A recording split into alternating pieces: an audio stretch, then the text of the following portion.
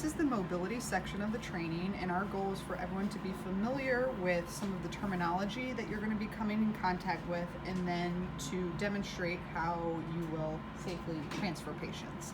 So this first piece of paper here is describing a scale that we use to talk about how mobile a patient is. It is a 0 to 4 scale. Level 0, meaning that the vital signs are unstable, maybe the patient is not conscious, and they are immobile at this time. Level 1 would be described as the person needing 2 people to just sit at the edge of the bed. Level 2 would be described as the person or patient can sit at the edge of the bed with 1 person assistance, and maybe they can do some exercise by holding 1 leg up.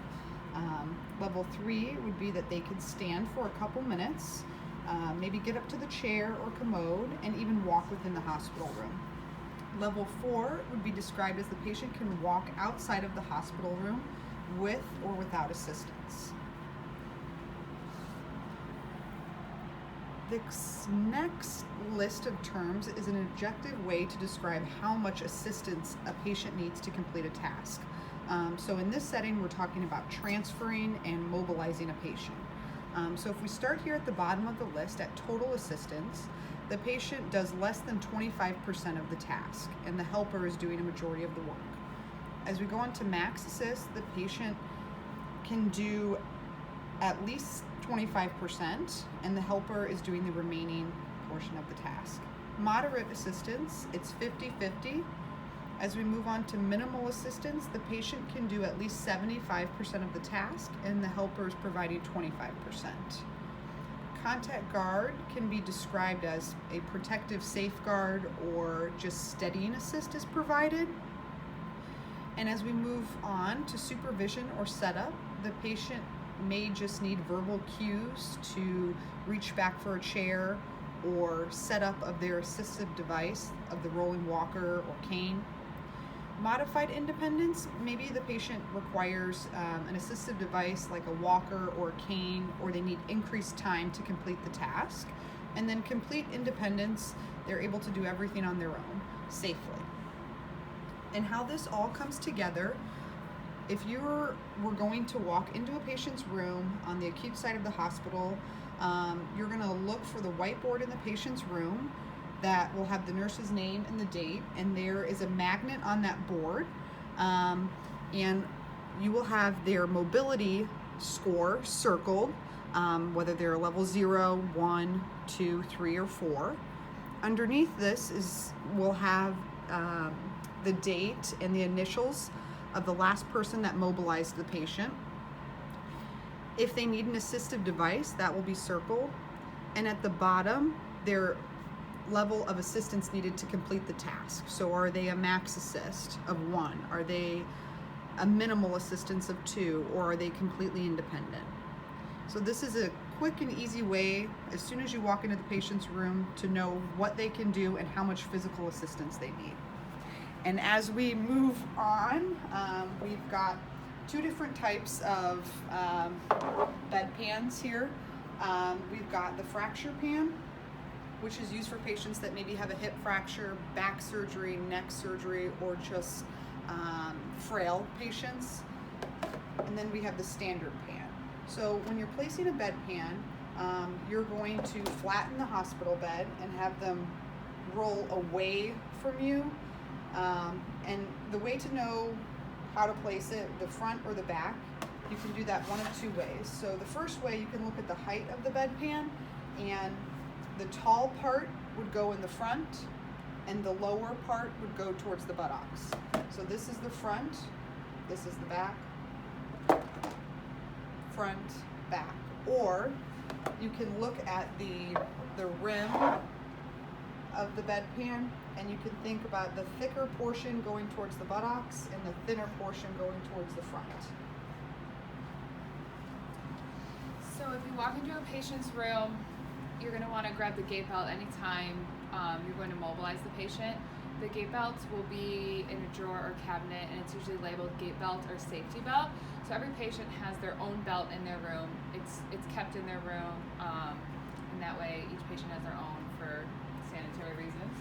So the way to put it on is that you're going to put it around the patient's waist. It's almost like an airplane seatbelt. You feed it through, and you're going to pull it really tight so that it's nice and snug. Any of the excess can be tucked in just so it's out of the way when the patient is moving around.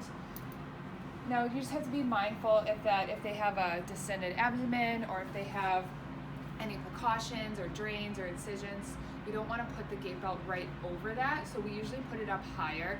And same thing, nice and snug. We just want to make sure that the gait belt is always on the patient. So if you walk into a patient's room and you look on their whiteboard and you see that they're a mobility level 3, they use a rolling walker and they're a min assist of 1, and the patient wants to go to the bathroom and they're a little too tired to be able to walk all the way to the bathroom, you can grab the commode, which will be in every patient's room.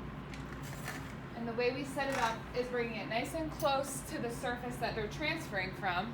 The walker will go in front of the patient.